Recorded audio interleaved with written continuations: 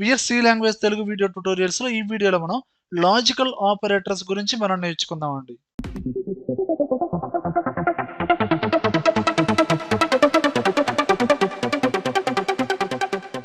చూడండి viewers, already మనకి C language లో 8 టైప్స్ ఆఫ్ ఆపరేటర్స్ ఉన్నాయి కదండి. అందులో మనం అర్థమెటిక్ ఆపరేటర్స్ గురించి నేర్చుకున్నాం, రిలేషనల్ ఆపరేటర్స్ గురించి చెప్పుకున్నామండి.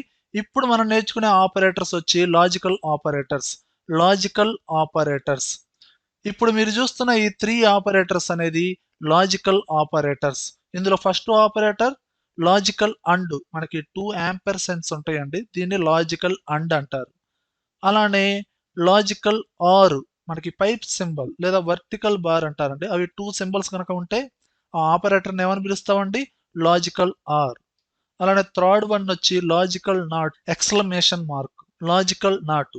ఈ లాజికల్ ఆపరేటర్స్ అనేది మనకి సి ప్రోగ్రామింగ్ లో ఎలా యూజ్ అవుతాయి, ఎలా యూజ్ చేస్తారో చూద్దామండి. ఇప్పుడు మనం ఏదైనా ఒక ఆపరేషన్ ని పెర్ఫామ్ చేయాలంటే యూజ్ చేసే సింబల్ ఏదైతే ఉందో ఆ సింబల్ ని ఆపరేటర్ అంటారు. ఈ మొత్తాన్ని ఏమంటారు?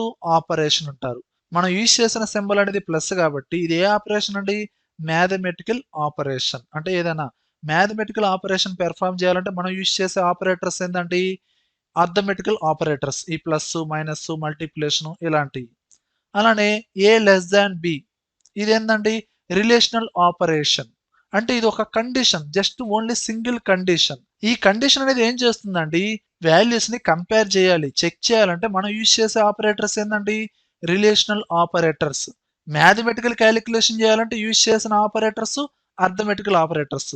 వాల్యూస్ ని కంపేర్ చేయాలి, చెక్ చేయాలంటే మనం యూజ్ చేసే ఆపరేటర్స్ రిలేషనల్ ఆపరేటర్స్.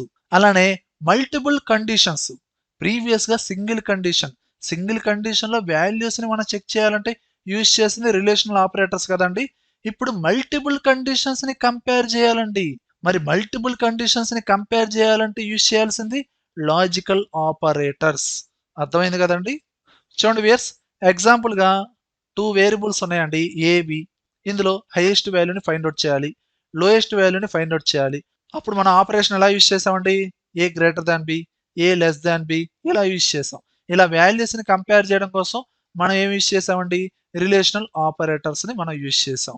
అలానే ఏబిసి 3 వేరియబుల్స్ లో ఉన్న వాల్యూస్ లో హైయెస్ట్ వాల్యూని ఫైండ్ అవుట్ చేయాలి, లోయెస్ట్ వాల్యూని ఫైండ్ అవుట్ చేయాలి.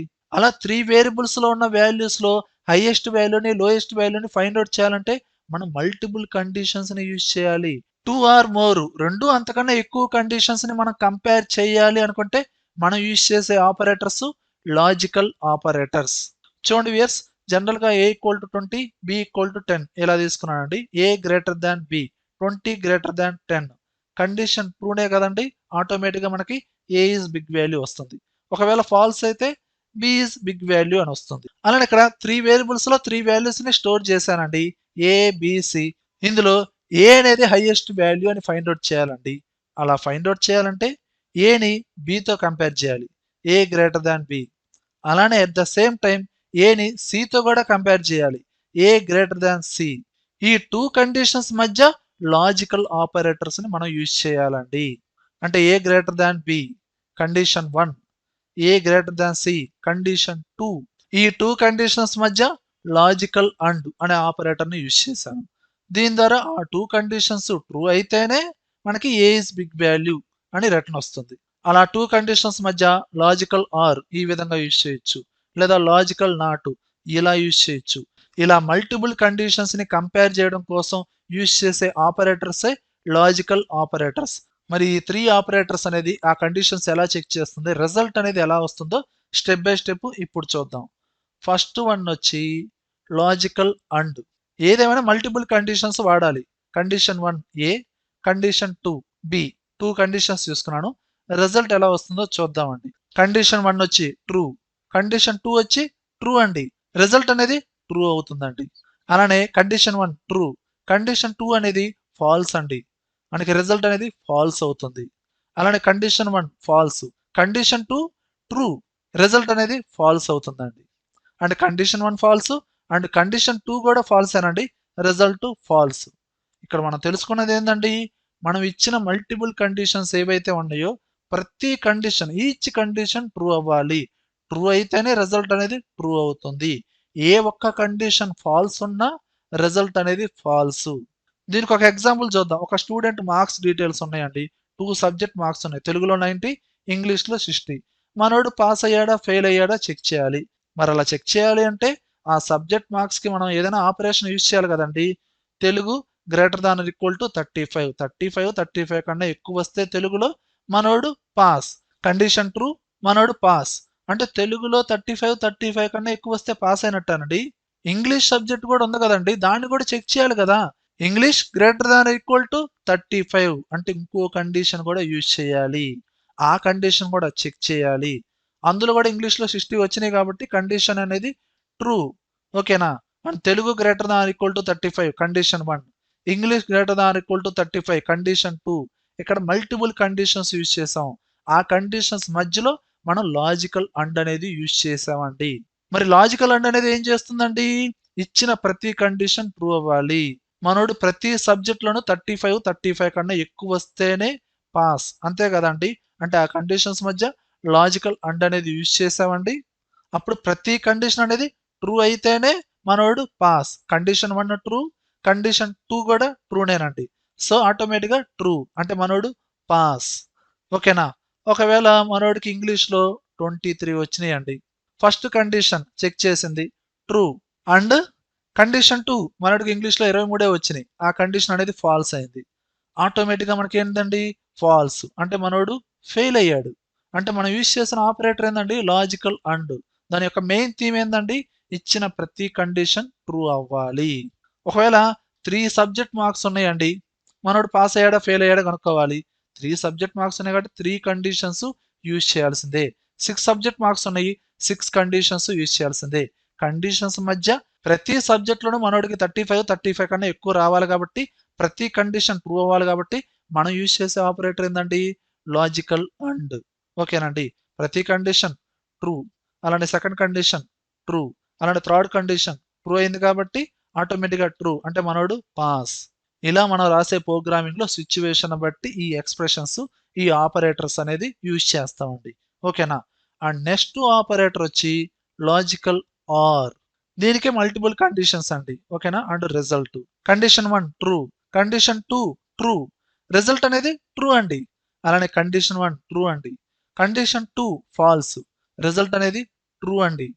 Condition 1 false. Condition 2 true. Result true అండి. అంటే కండిషన్ 1 ఫాల్స్, కండిషన్ 2 కూడా ఫాల్సే. అప్పుడు రిజల్ట్ అనేది ఫాల్స్. ఇక్కడ మనకు అర్థమైంది ఏందండి?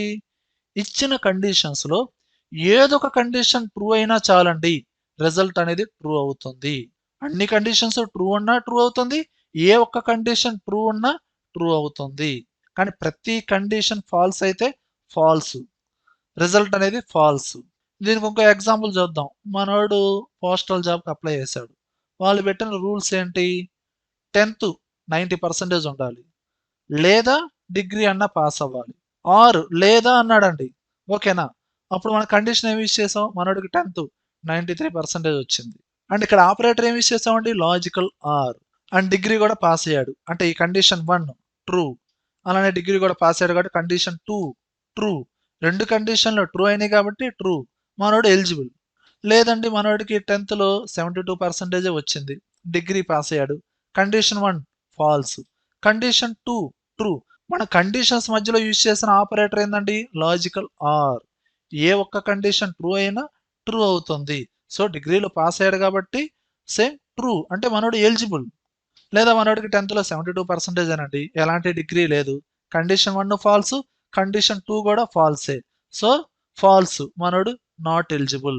ఇలా మీరు సి ప్రోగ్రామింగ్‌లో యూజ్ చేసే కండిషన్స్‌లో ప్రతి కండిషన్ ట్రూ అవ్వాలి అనుకుంటే మీరు యూజ్ చేయాల్సిన ఆపరేటర్ లాజికల్ అండ్. ఏదైనా ఒక కండిషన్ ట్రూ అయితే చాలు అనుకుంటే మీరు యూజ్ చేయాల్సిన operator logical are. And last operator వచ్చి లాజికల్ నాట్. ఏదైనా ఒక కండిషన్ అండి.